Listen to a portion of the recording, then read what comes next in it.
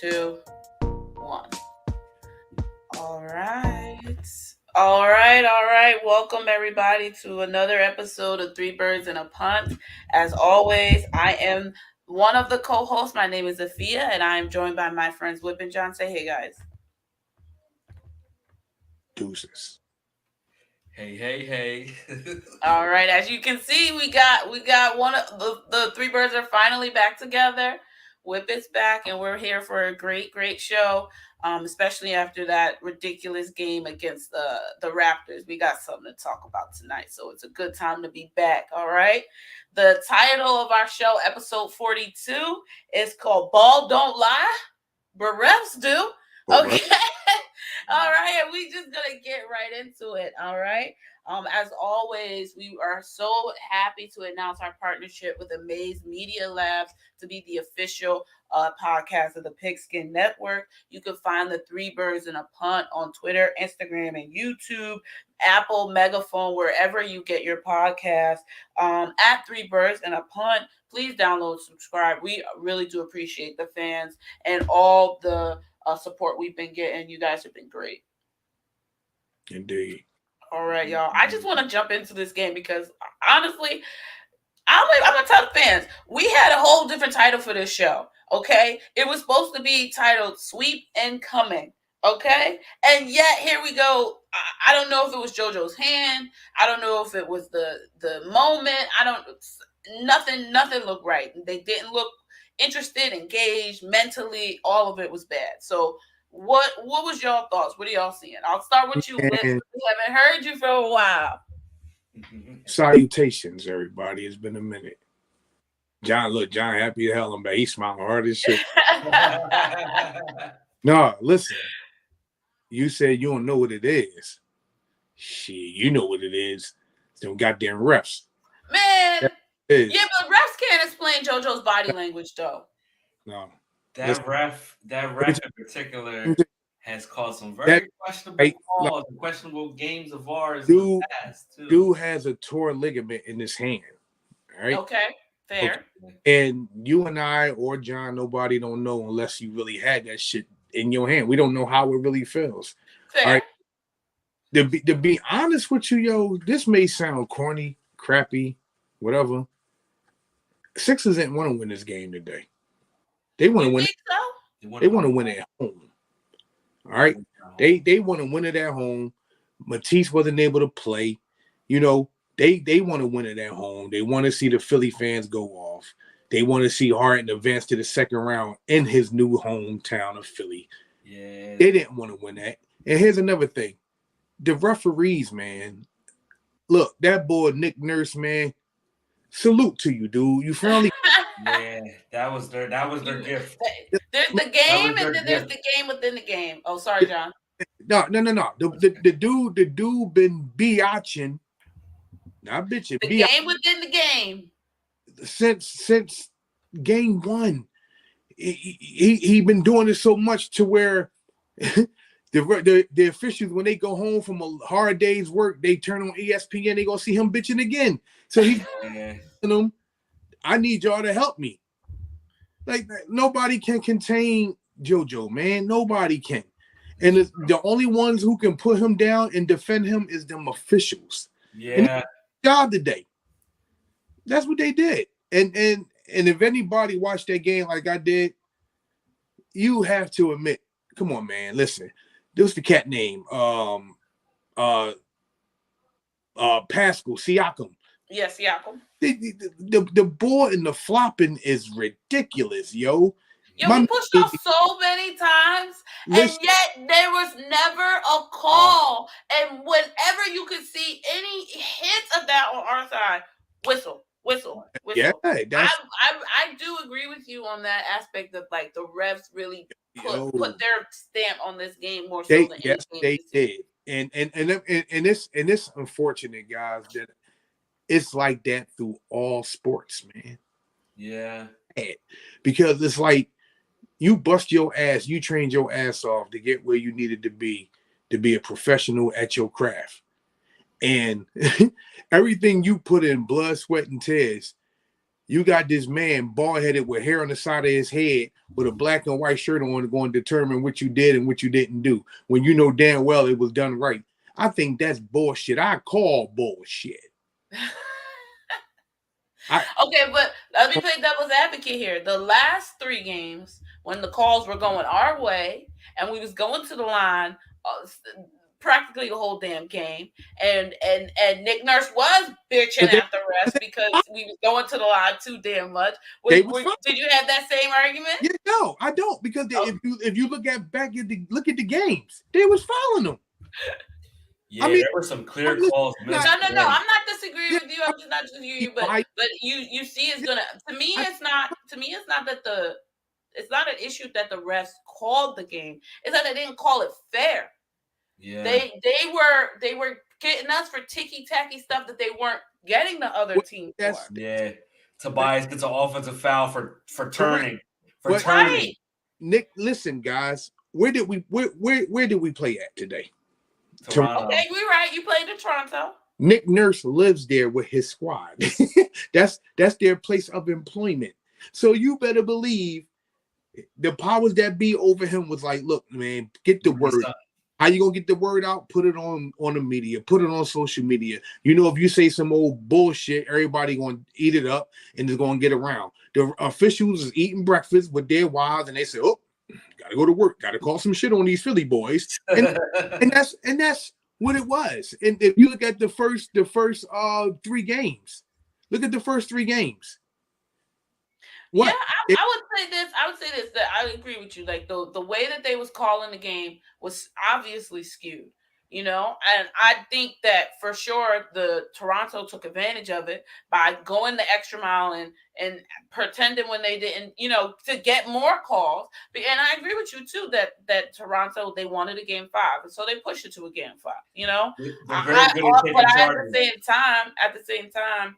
We had there was a moment in the third quarter we were down 1. It was like 81 to 82 or 83. Okay, we had a moment where any one of our players, Maxey, Harden, JoJo, any one of them could have just, even Tobias before he got hurt, you know, could have dialed it up just a little bit more, and that game would have been easily won instead of put away the way it was. And they just did not mentally get themselves up for the task. And however the refs called the game, that part I think is still pretty obvious that the team itself, like maybe you say they wanted to win it in Philly, they wasn't feeling it, winning here in Toronto. They already won one in Toronto. They didn't care. I don't know what it was, but they weren't as engaged as you want to see that team at a game on a game 4 on the verge of a sweep. They weren't ready. JoJo was hurt too, man. And and when he's off, you get it, the energy's not there. And like I think Maxey feeds off of that, and that's why he was like kind of slowed. He was like pass first. Maxey gonna feed off that Philly crowd, brother. That's what's gonna get him going. And and when he blows past, whoever. At the end of the day, they had our number in the regular season. Playoffs is not the regular season. You already see how we get down during the playoffs. We lost today. Whoopity fucking do. Okay. We're going to go back to Philly. We're going to do the damn thing. And it's going to be over. So here's the thing. Thibault going to play. You're going to have Philly faithful in the building. It's going to be insane. So, I mean, and not only that, man, not only the referees cheating, you know, like I said, I've been away. What has it been 3 shows I haven't been on, guys? It's been a minute. Listen, and speaking of Embiid, man, I'm gonna put this out there to all you ESPN media cats, all of you ass holios of the world. Y'all gonna sit here and don't vote Joel Embiid as the MVP? We talked about that. I know y'all did, and this is I wanted to put my 3 cents in it real quick. I think it's bullshit. All right. You don't want to see this man succeed for some strange reason. The scoring title, the man ligament is torn in his hand. Ben Simmons put us through bullshit. All the stuff that this man has endured, and you still won't get his dude the title. The most valuable player. It's not. I just call the national media, man. and a lot of people don't get them there just due because of them, we can't witness this man become MVP because they so in love with Joker that they refuse to see who the better player is, and we have to sit back and take it. I wonder, y'all, what do y'all think about this? I've seen on Twitter and all over the place that there's like this argument to be made that it's a deliberate, like, call it a conspiracy, if you will. Yeah. That the league is deliberately denying JoJo the MVP because they don't want to validate the process, right? They don't want to validate the idea that teams can lose on purpose in order to establish better draft positions. I agree 1,000,000% with that. Oh yeah, you think so? You damn. How about you, John? You feel like that was real? Yeah.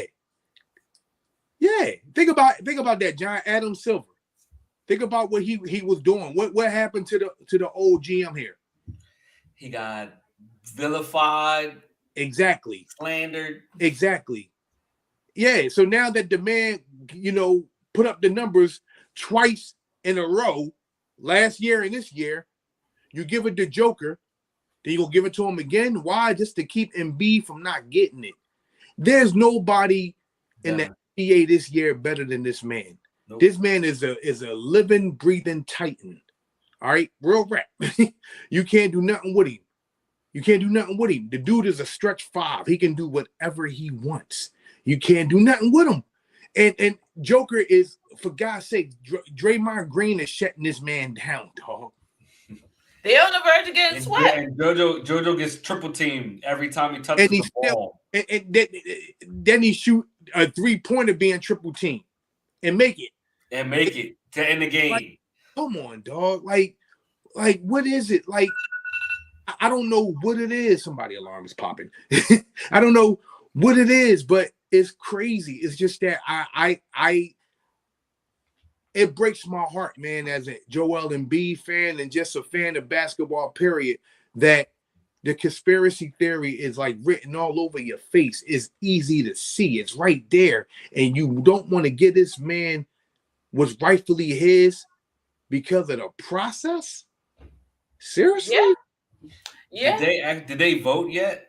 They voted before the playoffs started. Yeah, that's sad, cuz. So everything has been locked in. So before you get to see, your reigning MVP get bounced, after potentially not winning any games, and then you see what JoJo was doing, notwithstanding the first game after being diagnosed with, like you said, a torn ligament, he's dominating. Okay, nobody can guard him. He's being double teamed and triple teamed, and he's still getting his shots in. I think what you saw tonight was when it doesn't start out going well for him early, sometimes he gets a little disengaged. And I think maybe his hand was hurting him a lot. Enough so that clearly he couldn't, operate at his best. I agree. I hate the fact that we all know that Joel's not going to win it, but there might be a silver lining to that. Him not winning, but we don't find out until the end of the season, right? No, I think we'll find out before the NBA championship, right? So that I'd rather him be Finals MVP with a World Championship. That will be the ultimate. So don't give him the MVP. He deserves it. Nobody can stop the dude. Nobody can touch the dude. Let them not give him the MVP. They're going to go out here and win the World Championship instead, and he's going to be the Finals MVP. I call it. Then he's going to say, now what do I have to do? Then they're going to be riding him, and I'm like, oh yeah, he's a clear-cut MVP. He should have been the MVP last year. That is what I call the Michael Jordan revenge, because when they gave it to Karl Malone, he was like, okay, you can have that. I'm gonna get the thing that he wants. Mm-hmm. And the only thing that scares me about Joel going to go get the thing that he wants is, one, the powers that be in the NBA, as you can see, these officials and his coach. Yeah, like real. He's been coaching well though. We had to give Doc praise though. Yeah. The last 2 games, this game was and Rivers no goddamn praise, brother. You understand? Last game he called the timeout. I don't give a damn if he called time out 7 games ago. Playing B-ball Paul. playing b-ball Paul and Shake. How many times did you see me tweet that before he played him? Come on, be real. Oh yeah. We've been on a b-ball Paul victory tour. Yeah, okay, but we stayed on his neck, and he actually we've been on finally his victory listened. tour. Though, But okay? who was the main one on Maury all the time? Okay, no doubt about that, and it's working, right? Because I definitely think that he's been much better these playoffs than ever before. I mean, he got to put this game away. Like we can't, like this isn't no situation where we go home and then for some inexplicable reason it turns into a 3-2 game. Like nobody is dealing with that nonsense.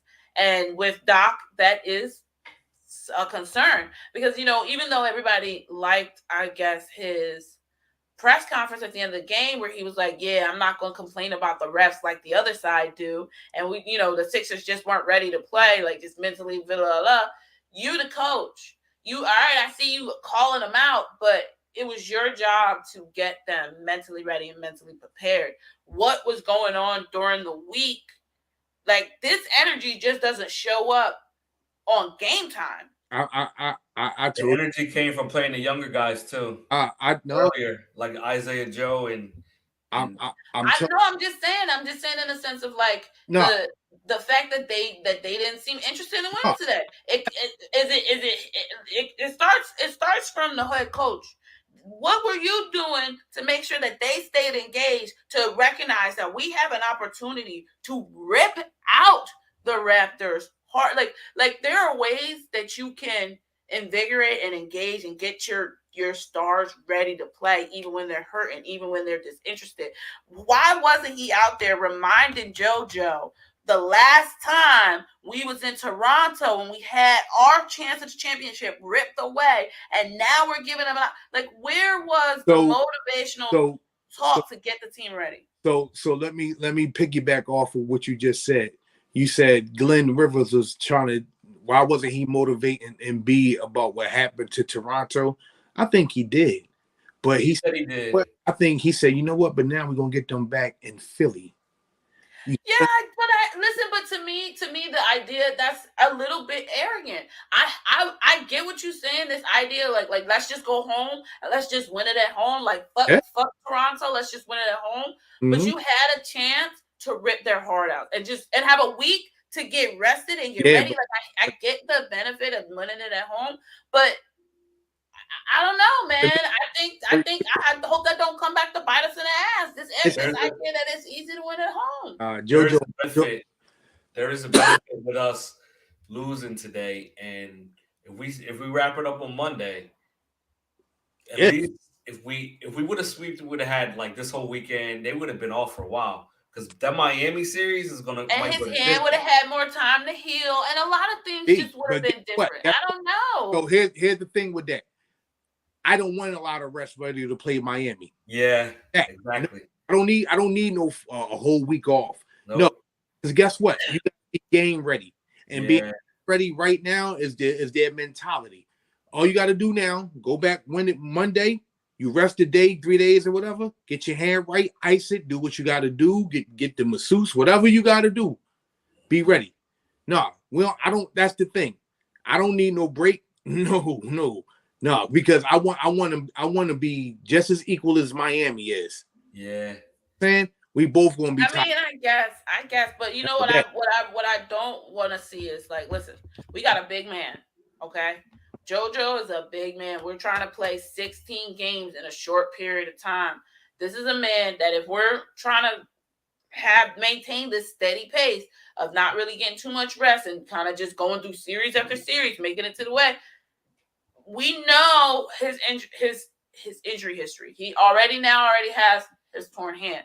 I do think that I'm not here to say that the wear and tear is having an impact, but you can't deny that the more that he is putting his body out there consistently over a 3-4 game period, the more prone he is to have an injury that's going to set us back in a big way. So to me, the more time that he can have to rest between these series, the better it would be for him being emotionally ready every single game, because clearly he was tired. Well, I mean, let's just call it a bean. He was tired. I agree with you on that, but this is where Glenn Rivers need to adapt. you showed us now that all of a sudden it took the fans of Philly to call your Bumpy Johnson looking ass out to start. I think it was his staff. He has a really good staff. It was his staff because you and I both know he would rather play them older dudes over this dude regardless. All right. And here's the thing: you bring in Paul Reed. Okay, cool, that's good. So now let's keep going to the young guys. Let's see what they can do. And you're right, Embiid is tired, and thank God for Paul Reed being there and Bassey actually being on the bench because now if something ever had to happen, I hate I got two big men. I know they probably can't get the job done, but they can keep us in the game. That's how I look at it. But no, I agree with you on that. He's tired, but it was going bound to happen anyways. Because even though they wanted to sweep, that man tired. So okay, cool. Now they're gonna fly back to Philly. He's gonna be with his son, his wife. He gonna get to chill for a day or two, or whatever. And they back at it. But they're gonna end it on Monday. Maxey gonna snap. Yeah, he is. We need another big Maxey game. I do think that we can afford to have we have 4 reliable players. Tobias is a little streaky, but I'll say before. That's our next topic, talking about how Tobias has actually been playing really well this series. So we have 4 reliable players right now this series. When 2 or more of them aren't at their most best, that's when we tend to struggle. And I think that's what you saw today. Like Tobias was giving great D, he was giving great effort, but everybody else really wasn't able to kind of put that same energy out there for that whole 4 periods. And I definitely think that, especially when Tobias went out, that really hurt us really bad because Danny Green went in and none of Danny Green's shots went in. None of them. With the Shake there. I was like, why not play Shake? I don't know. I don't think our bench was. Again, I think our bench is a waiting liability, and it was a little bit exposed here when our stars go a little quiet, and because that's what the Raptors did, right? The Raptors went to their bench in order to get them to sort of facilitate some more points, and after that, getting comfortable, and then that got what's it called, Siakam going, right? Yeah. We don't necessarily have a bench player to get the stars energized, or if we do, they're not really consistent enough. I feel that if we had Seth Green on this team, we would have won that game. You mean Seth Curry? Yeah, Steph Curry. I did say Seth Green. Look at me. Steph Curry. If we had Seth Curry, I think we would have won that game. I agree. Yeah. I mean, I just don't think so. I do think that when they can sort of expose our bench, we're in trouble. Well, like I said, man, Doc don't adapt. If you see them going young, you go young. Damn it! It's just that simple. It's like, look, man. You play chess. You know how the rules is. It's just that simple. You sat here and gave the Philly faithful that bullshit. Like, hey, listen, let me break it down for y'all who don't understand. Yeah, that was condescending bullshit. Yeah, when we play a bigger big, we're gonna play DJ. When we play a smaller big, we're going to play B-Ball Paul. How'd that work out, Doc? Just play B-Ball Paul forever. Yeah, he's full of... Listen, dude, Glenn Rivers is full of shit. I honestly hope that man is fired this year, man. And after winning the World Championship whip, you can't have it both ways. He's a fourth winningest coach. He's going. He got to go, man. No. So, literally, I'm gonna toss it out there. What would you rather? Would you rather Glenn Rivers get fired, or would you rather win the NBA chip? I want Glenn Rivers to get fired. More so than you want to win, for real? I do. Damn, you heard it here, folks. I mean that all my life. I'm not joking. Because, dude, I have never in my life met a man so motherfucking stubborn. That's crazy. Like, seriously, and he's so stubborn that it makes me mad. It do. I don't even want a championship. Wait, let me ask you. Wait. Would you give up the Eagles winning another Super Bowl for Glenn Rivers to get fired? I want Glenn Rivers to get fired. Damn! You let the Eagles lose in the Super Bowl? Yeah, let him lose. I want him out of here. Let the Lakers take him. I don't want to do, man. Listen. Let me tell you something. We could have had what's the cat name? Brett Brown before him. these coaches that's been on this team has been horrendous. Mm. We drafted what's his name? Michael Bridges. Markel Fultz. No, not Markel Fultz. What's the cat name from Villanova? Damn. Oh yeah. He opened Michael Bridges. Yes, that's what I said. Yeah. We had him in our hands and we traded him away. Then when the fans confront him, he gets stubborn. That was the old coach. And guess what? A new coach come right in and pick up right where the hell he left off. Dude, we don't owe you shit, bro. It's like, yo, we are fans of this team. We want to know the ins and outs, the do's and don'ts, the wills and won'ts. We want to know all of that about this damn team. And Brett Brown was likable though. Yeah, Brett Brown was likable. But he was stubborn. He was still stubborn. He was stubborn, but he was likable and tolerable. You know what I mean? You can say that. Yeah, no, I think what John is saying. Like, even though like you got annoyed with the way that Brett Brown like coached the team, you actually like Brett Brown as a person. Whereas I feel like for Doc Rivers, I don't know if it's more so that I don't necessarily like him I don't know him as a person like him, and I think maybe that's the problem because he's really like very antagonistic with the public and very much like I know more than you and I shouldn't even really be having to explain myself to you, and and I wonder, I hope he's not like that with the guys in the back, because you're not going to follow somebody like that for long, especially when you start losing. And maybe that's why people have the feel like that's why Chris Paul said what he said about Doc, you know what I mean? Because that type of attitude is great when you have the reputation and the receipt to back it up, but he is still resting on the Celtics championship from like the early 90s. I mean, like nobody wants to hear that no more. And now that time got him into the Hall of Fame. He's gonna get inducted as a coach for sure.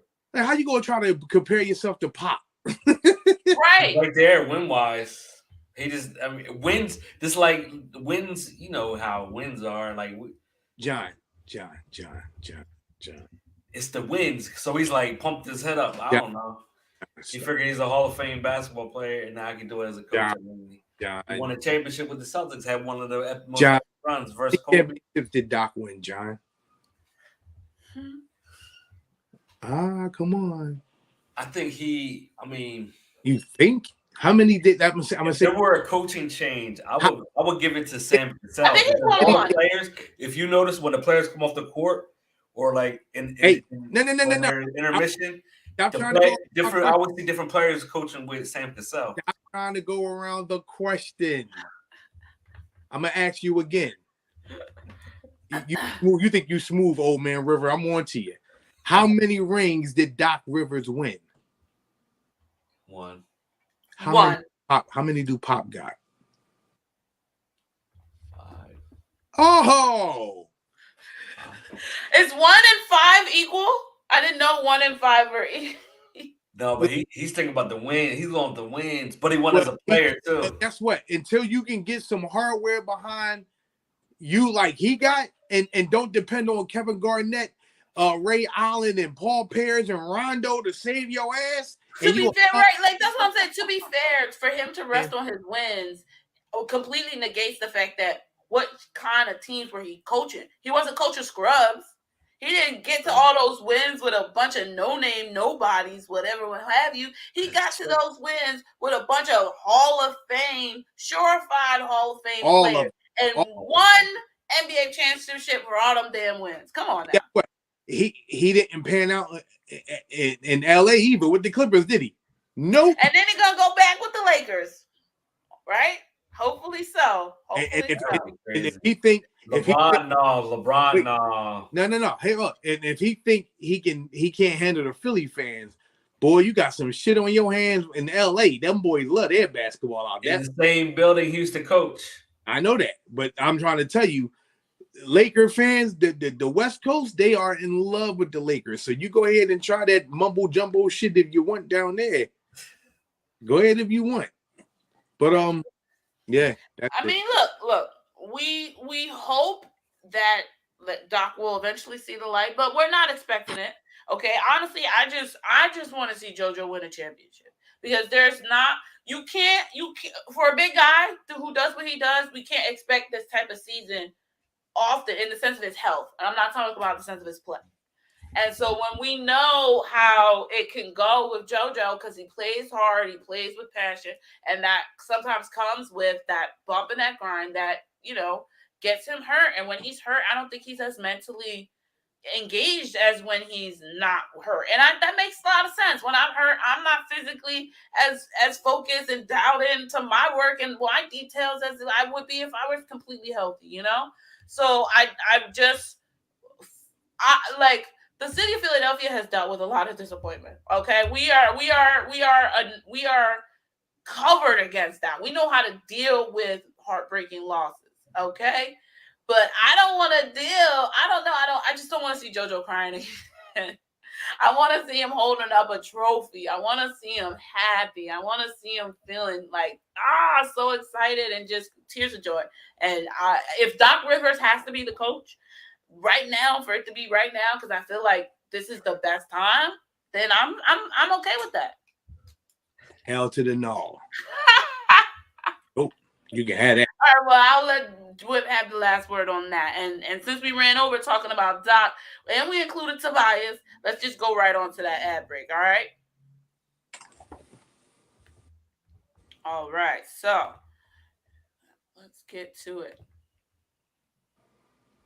I'm really excited, okay? The NBA playoffs means next level basketball. Get in on the first round action with DraftKings Sportsbook, an official sports betting partner of the NBA. This week, new customers can bet $5 on any team to win and get $150 in free bets instantly. You win no matter what. All DraftKings Sportsbook customers can also bet during the first round with the same game parlays. Combine multiple bets for the same game for a bigger payout. The more legs you add, the more money you can win. Plus, place the same game parlay on each day with 3 or more legs and get up to $25 in free bets back if one leg doesn't hit. All you have to do is download the DraftKings Sportsbook app now. Use the promo code TPPN, scrolling down on the bottom of our screen. Bet $5 on any NBA team to win their game during the first round of the playoffs and get $150 in free bets instantly. That's promo code TPPN at DraftKings Sportsbook, an official sports betting partner of the NBA. Minimum age and eligibility? Excuse me. Restrictions apply. See show notes for details. All right, now that sounds like a really good deal. Y'all better get on that. Okay. Switching gears a little bit. I think we all have pretty good expectations for the Sixers on Monday, and we definitely are all going to be there to see them. Switching things, let's get back to our birds, because the NFL draft is next week. We had some interesting news coming in earlier this week that JJ Arcega-Whiteside is all of a sudden switching positions. He's now going from a wide receiver to a tight end, which makes sense because he was pretty much a blocking tight end last season anyway, in my opinion. But I really wanted to know, and by the look of Whip's face, I already know how y'all felt about the switch and the move, and what do you think that means for JJ's chances of making the team? Let's start with you, John. How are you feeling tonight about that? I think it was bound to happen. For two reasons, two things. First, that he played H back at Stanford, so like he was a bigger body receiver. We have a surplus of receivers, or we're going to have a surplus of receivers. So let's try to keep him on the squad. You know how he wants to save face from making that pick. And so at least let's try something new, keep him on the squad. And he may excel in it, actually. I don't know, but I mean, it's about time. I can't Does he have a disagree chance? with I don't know. He might have a chance, but then again, if you look at who we have outside of Dallas Goedert. That's my Tyree point. Jackson is That's coming my off an point. ACL. He won't be ready until October. That's my point, right? Like you, Jack like Stoll you looked at the number. I and, think exactly what you say, John. Old man, what's his name? The Richard Rodgers. Dick Rod. Yeah. No, I agree exactly what you say, John. I feel like JJ looked at the numbers, somebody sat him down and had a conversation with him and said, "Hey man, look, special teams ain't enough. Okay, they're gonna draft some young guys who will go out there and play special teams. If you don't switch positions, your odds of making the team are honestly really low. So why not get you into something that you're already used to doing, blocking, and then get you to, okay, we'll have you run maybe one or two outlet plays. We'll not really have you do that too much. We don't need you to be the passing tight end. That's what we have Dallas for, and Dallas can focus a little bit more on refining his receiver skills, and then we can use JJ for the blocking that Dallas did. I think it makes a lot of sense. You know, it creates more utility out of the player that we really weren't getting any value out of, to be honest. It's not like we could do the same with Jalen Rager. So I mean, honestly, we might as well try to see what we can get. And Whip is not having it for y'all on the pod. I really get you to get over YouTube so you can see Whip's face right now. me and John are all bought in. We're sold. We're sold. This man is like, he's the same size as Evan Ingram. Oh my god. So okay, so Whip, please let us know, why are you not as enthused about this switch? So wait. Yep. How many picks did the Eagles have in this draft? Somebody remind me. 11, I think now. Maybe 10 or 11. So you finna tell me that they gonna sit here and convert a former wide receiver who was booty butt grandmom's ass on this team since he's been drafted here, and his only attributes that he has is just a little bit of blocking. So you say, you know what? I'm going to lose my job. I'm going to lose some money. I need to convert the tight end. So you guys right now is finna tell me that y'all are super hyped about JJ or Arcega-Whiteside. Not hyped. His physical traits are nice. Wait. He's a nice kid. No, not yet, good brother. So you finna tell me y'all hype, knowing damn well Howie Roseman is going to draft another tight end. He better. The dude from Maryland. That tight end from Maryland, right? Nice. Yo, let me tell you something, man. Like, I love my Three Birds family, guys. If y'all are watching this, yo, these two here are amazing. Listen, if you have never in your life met two gung-ho fans from team, enter Afia and John Monroe. Okay? Hi, nice to meet These you. two here has to be by far the biggest Eagles fans I have ever met in my life. Okay? These two are hype for Arcega. Listen to me. JJ Arcega-Whiteside to be a tight end. Think about that, guys. Really? I think it has a little potential. Oh, yeah. I'm gonna stand my ground there, and I don't think it's just high, glass half full, just positivity, this, that, and the third. I really genuinely think he may have some value. He's certainly gonna have way more value in that room than he had in the wide receiver room. Okay, you've been around Old Man River too much, because you grabbing some of his positivity. Yeah, those 3 weeks without you, bro, was just too much of a good time. I need your negative energy. I feed off of it. Maybe it was time for the negativity to come. Yeah, I need rain clouds. I'm praying on my parade. Oh my God! Listen. The draft is almost here, guys. All jokes aside, the draft is almost here. You know I don't trust Howie Roseman as far as I can throw him, man. I don't. Okay, it's a lot of needs that need to be addressed. I'm nervous, and I repeat, because I said it on this podcast a couple of weeks ago. Let's go back.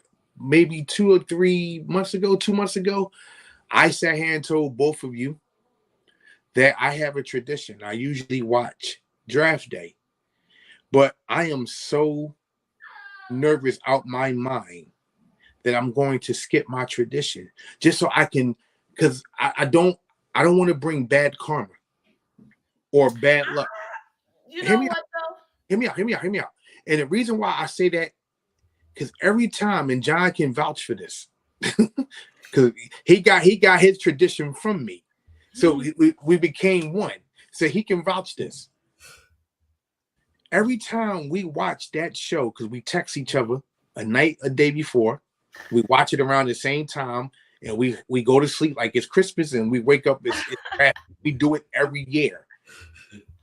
That's why I love him. That's my bro. But you have to ask yourself, John, maybe it's time we do the opposite. Because if we do the opposite, maybe Howie may do the goddamn opposite and do something that we need him to do. Every time we watch that damn movie, the same shit happens. He's going to break our hearts. We're going to sit there and go crazy, and we're going to be miserable. That's what's going to wind up happening. And I'm not setting myself up for it no more. I refuse to do it. Okay, I see the method in the madness. I feel the method in the madness. You feel like if you stop following your tradition, maybe finally he'll shake things up, you know. Let me play devil's advocate though for a second, okay? Since we're on the topic of the draft.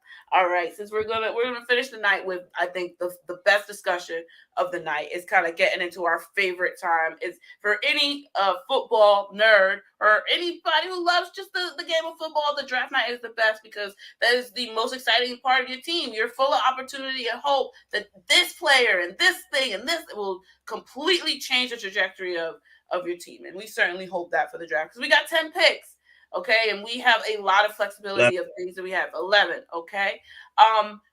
The other day, I want to get to my devil's advocate question, okay?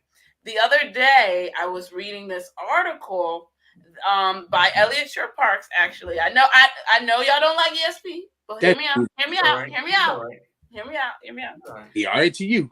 Negadelphia is over there. Hear me out, Whip. Okay.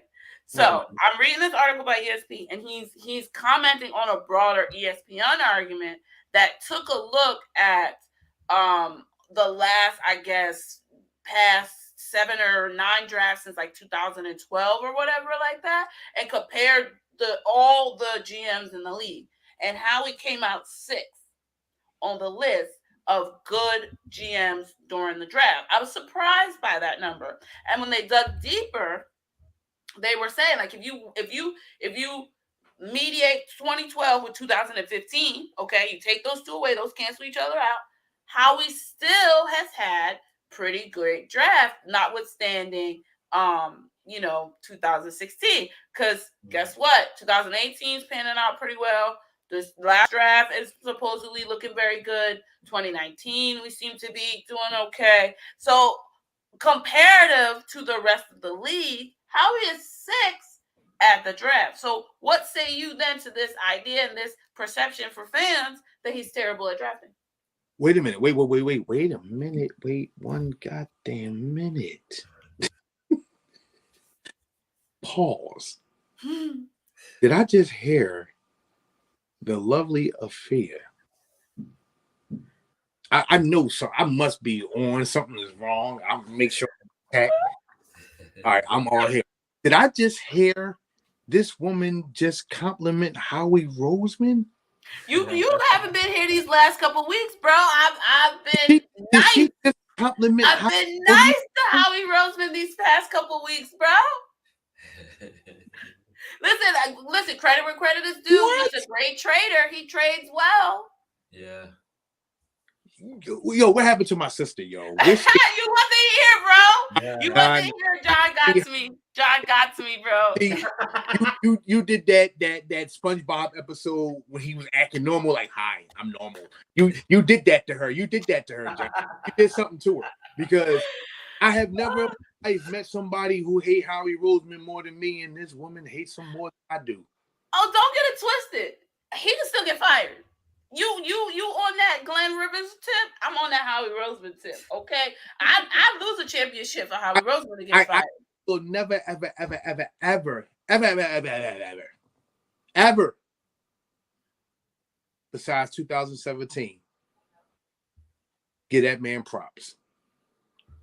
You still have the Honey Badger out there who's still not on his team. It's the money. Jarvis Landry is still out there. You refuse to address people who has an identity. And have y'all noticed that? They refuse to bring in people who have an identity. Okay. Okay. And if nobody has not realized that yet, that is the burning bridge of this team.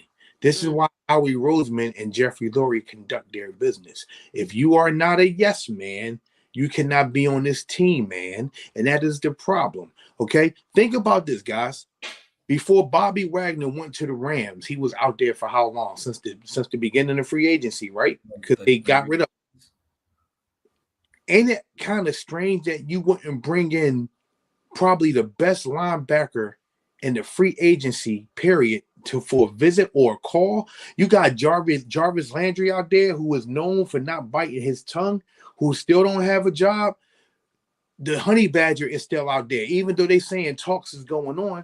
He's still not an Eagle. The whole point of it is that if you don't, what's the word? Hear no evil, say no evil. What's that? Speak no evil, hear no evil, say no evil. You know what I'm talking about? Yeah. Yeah. That's dumb. Like I can't, and I refuse. I won't give that man any props. He is another man who got to get the hell up out of here, Glenn Rivers. No, listen, I hear you. I'm Yeah. not, listen, I'm telling you right now, okay? You know how I feel about Howie Roseman. You know that I don't think that Howie Roseman, I don't think Howie Roseman is good at the draft. You know that. I don't think Howie Roseman is good at personnel. You know that. But I can't throw out the baby with the bathwater because he's never getting fired, okay? He's never, ever getting, I mean, absolutes, but he ain't getting fired anytime soon. So I might as well be getting awareness on the things that he does well and hopes that he'll continue to do better. Because then you know what I'm gonna do? Not root for the Eagles because Howie Roseman's the GM. Like, Guess what? Let me tell you something. Y'all gonna think this is funny. So I have a gaming channel on YouTube, and I was playing Madden. And when I was doing my voiceover on my video, I said that I'm a diehard Eagles fan, but I refuse to play with the Eagles again because Howie Roseman is the GM. And I said that. And the reason why I said that is because I know for a fact I'm going to sit here with Devontae Smith and I'm going to catch all these balls, and Jalen Hurts ain't going to be able to run. He going to fumble the ball. I don't have no weapon to throw it to. So what's the purpose of me playing John Madden and knowing damn well I'm going to get my ass whipped because I have no weapons when I can go grab another team that got all the weapons that I really want in real life that this asshole refused to sign? That's true. Or draft. Correct. Where's the lovely host Sophia? I'm not sure. All right, we're gonna keep she come back. the ball rolling. Yeah, we're gonna keep the ball rolling. If this is your if you're just tuning in, welcome to Three Birds and a Punt. I am your co-host Squip. That's the other co-host John. Our other partner co-host is having some technical difficulties, but we're gonna keep this party rolling. Go ahead, John. I think Howie's being reluctant to make a big signing after signing Kazir White and Hassan Reddick. I think they're gonna wait. They tried to they like him. He would be a game changer in the back half of that defense, but he wants a lot of money. Cool, Bobby Wagner. No, Honey Cool, Badger. man. Listen, dude. It's still there though. He's gonna wait till after the draft to see what Maybe. to see what us and the Saints do in the draft. And now if we I heard reports of Howie and them are looking to move up to get Kyle Hamilton, safety from Notre Dame. I heard her. I, I saw that report and I was like, oh, I hope they don't move. This is the year all the teams in the top they're trying to trade out of their picks. There's yeah, no like clear cut like number one. You saw how like that dude Kevon Thibodeau, the defensive end from Oregon. You see how he was the consensus number one pick before the season ended, before the Super Bowl and everything. Now that we go through all the like the combine and things like yeah, that, which is he's okay. dropping. And they say he didn't have a good interview. He left the combine early. Like His interviews weren't great. I was like, damn, he and was a clear cut number one, first overall pick, and now he's dropping.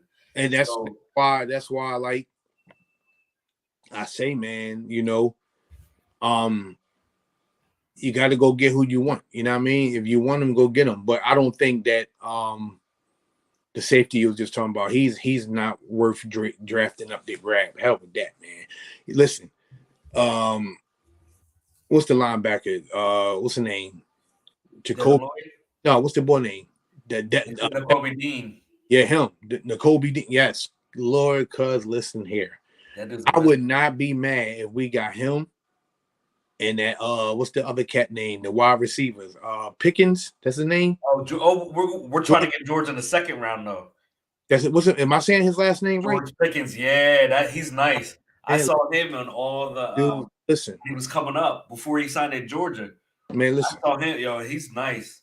If we can come out the draft with those two, it's successful.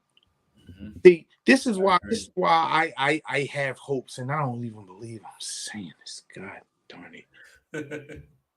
I have hopes that he's going to finally do the unexpected and draft a linebacker in the first round. The reason why I say that is because two reasons. He got to see Dallas draft that Vander Esch. No, not Van Der Esch, the one the Parsons. Sorry. You got to see this man become a juggernaut and destroy the NFL. Okay? The NFL is a copycat league. I'm pretty sure they seen it and they want something like that of their own. Number two, do you remember when they drafted Miles Sanders? What did Howie Roseman say? He said, "Hey, Philly, I finally drafted a running back." Yep. Remember that? Yeah. So it lets you know his ear is to the ground. He listens. Okay? So you got 11 picks, man. Go grab your linebacker. Go grab your wide receiver. Then attack everything else from there. You know what I mean? So that's the only way I see it happening, and that's the only way that I hope it happens. I go corner. I really hope we can get Sauce Gardner. Yeah, that'd be nice, man. That'd be nice, but Stingley will be a good alternative too. And Stingley's dad, his grandfather is the player that was paralyzed by Jack Tatum from the Raiders back in the day. Remember that? Yeah. His dad worked for the Philadelphia Star, the Philadelphia Soul. Okay. He was assistant coach for the Philadelphia Soul, so he is familiar with the Eagles. Very, very. Well, we gonna see, bro. We gonna see. Well, listen, guys, we just got word that our co-host may not be coming back.